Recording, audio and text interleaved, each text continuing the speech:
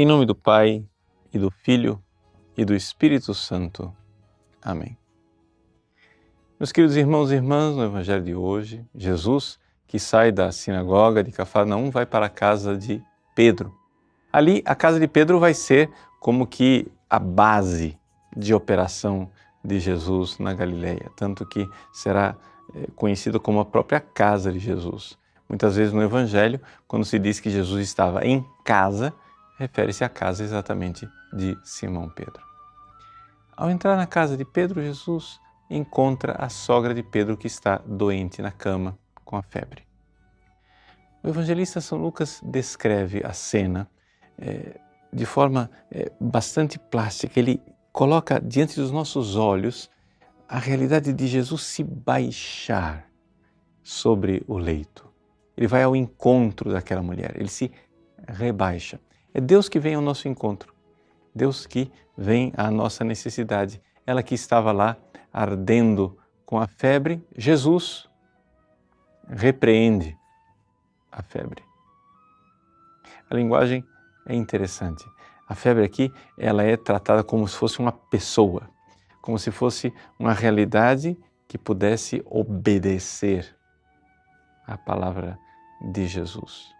E então, surpreendentemente, a mulher que se levanta daquele leito se põe imediatamente a servir Jesus e os discípulos. Aqui nós vemos uma realidade bastante concreta para a obra de libertação realizada por Jesus. Jesus vem para nos salvar, para que, libertos das mãos dos nossos inimigos, nós os sirvamos em santidade todos os nossos dias.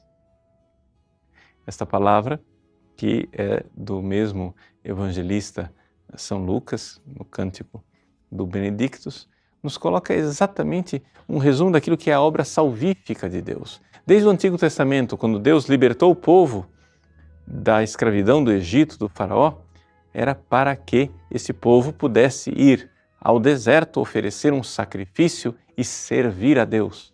Isso se encontra no livro do Êxodo com bastante frequência. Portanto, essa dinâmica do libertus, sirvamos, liberati, serviamus, é algo que é muito importante na nossa vida espiritual. Por quê?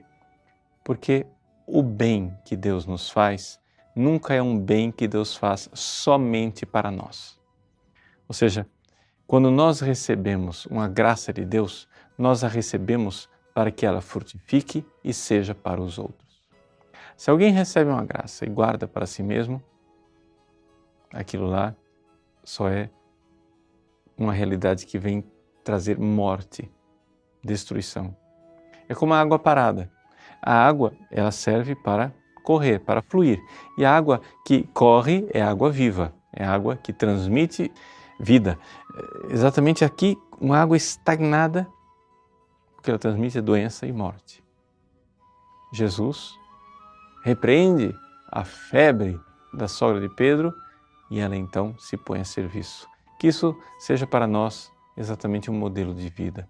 Que nós compreendamos, sim, queremos receber de Deus, da palavra de Deus, as graças, os dons, as curas, mas nunca para nós mesmos.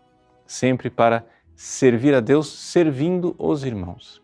Porque se é verdade que nós temos o primeiro mandamento, que é amar a Deus sobre todas as coisas, é também verdade que o primeiro mandamento na ordem da execução não é este, mas é o segundo. Amar o próximo como a si mesmo. Por quê? Porque é exatamente amando os irmãos e servindo aos irmãos que nós estaremos servindo a Deus. Jesus nos cura da miséria do nosso egoísmo.